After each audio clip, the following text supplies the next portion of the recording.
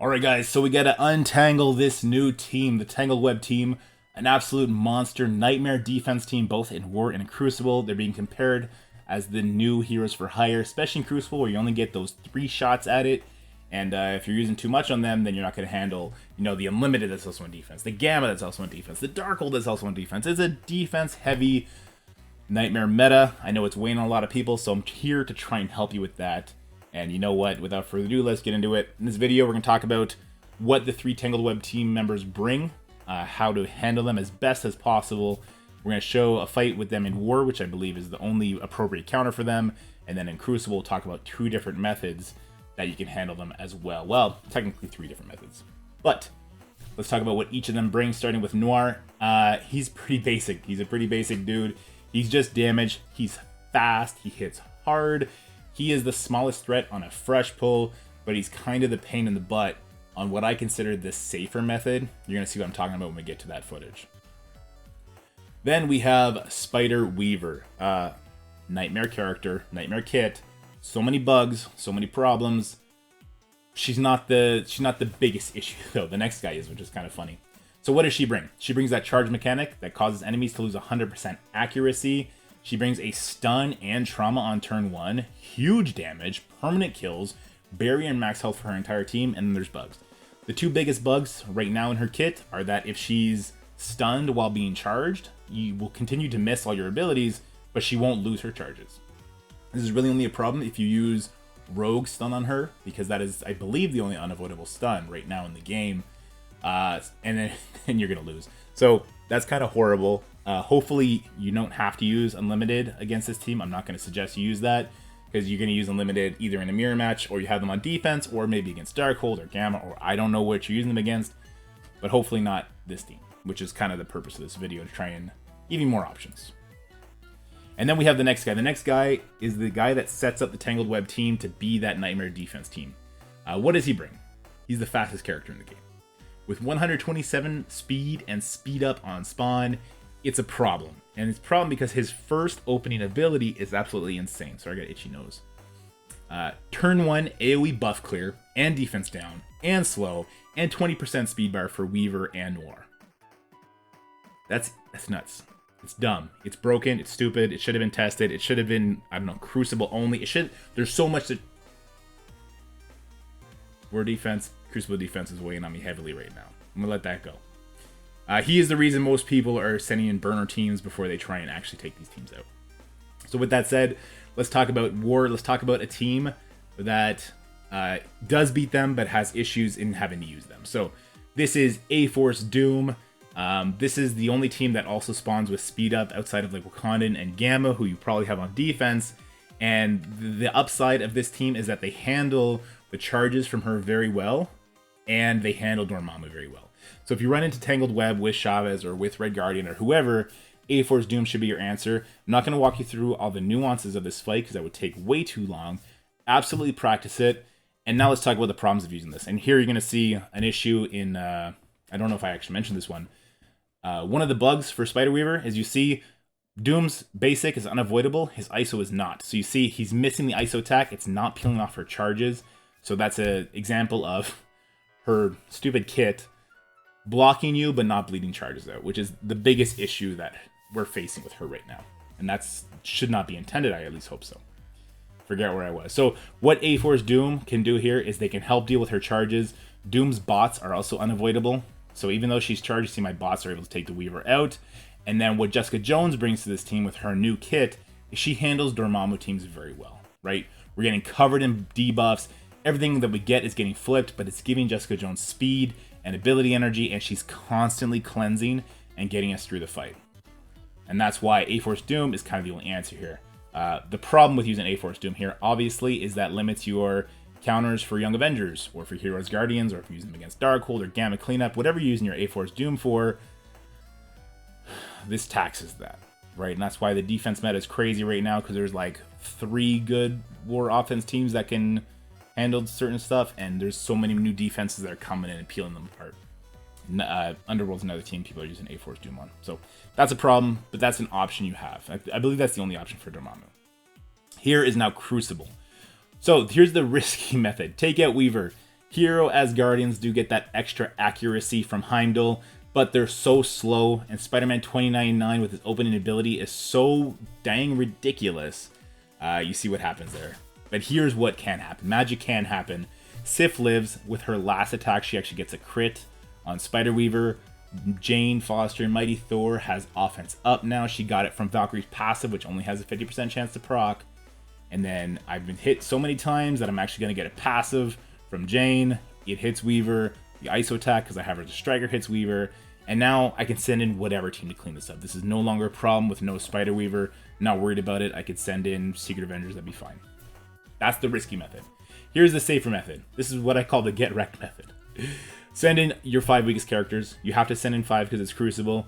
And the goal here is to have 2099 completely kill you.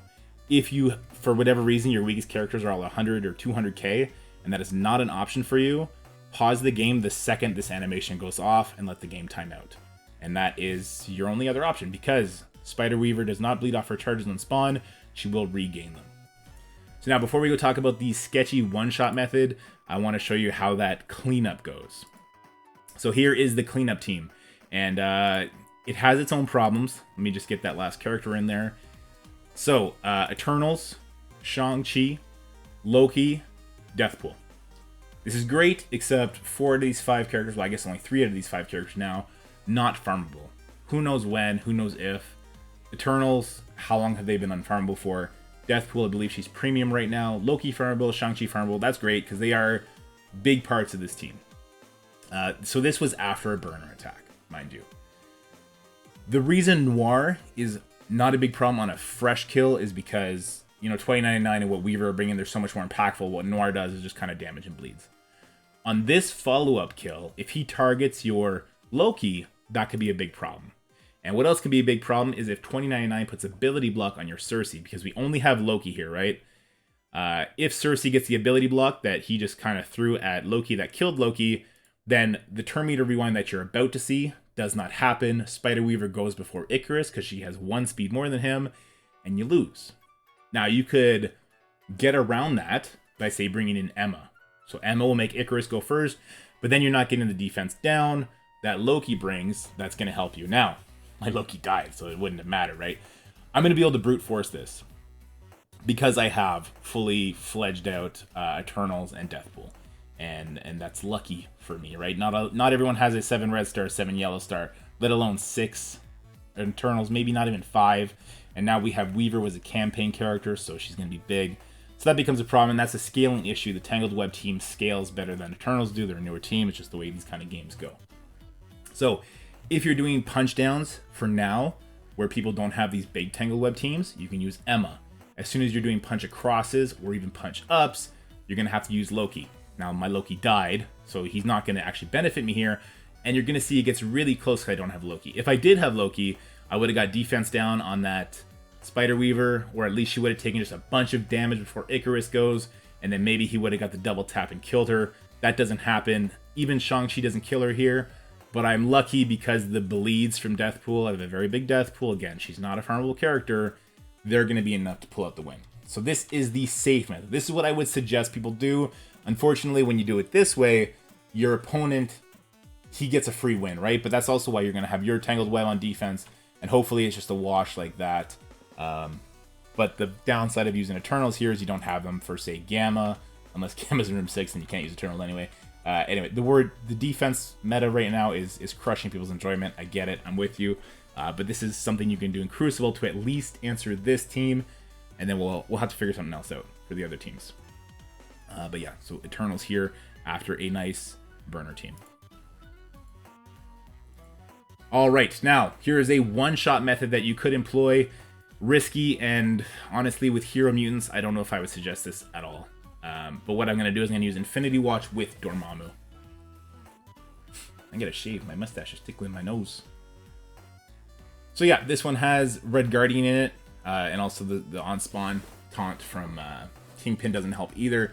But that doesn't matter, because we weren't going to be able to hit anybody anyway. The Red Guardian here, kind of a waste. But what you're going to see in this matchup is that we just outlast them. It's because we have 3 heals. And I don't even think I used the first heal. But we do have 3 heals right away. We have the Moondragon heal turn 1. And then in the second round of abilities, we have the Dormammu heal. And then in the third round of abilities, we have the Moondragon heal. So if you're not getting one shot and you're not dying, you can get through this. Now, keep an eye on this. You see my Gamora did get pretty low. I probably will heal here, I hope. We get the barrier out from Phyla-Vell, that's great. And then we will do a heal. Okay, perfect. And then you want to have your Moondragon as a healer here if you're trying this for sure. So we get that back up. And then you see Spider Weaver just does absolutely gigantic damage. Taskmaster not doing us any favors. But nobody's died yet, right? So if there was Hero Mutants, the damage, maybe somebody would have died just because of how much more damage they do. But not the case yet.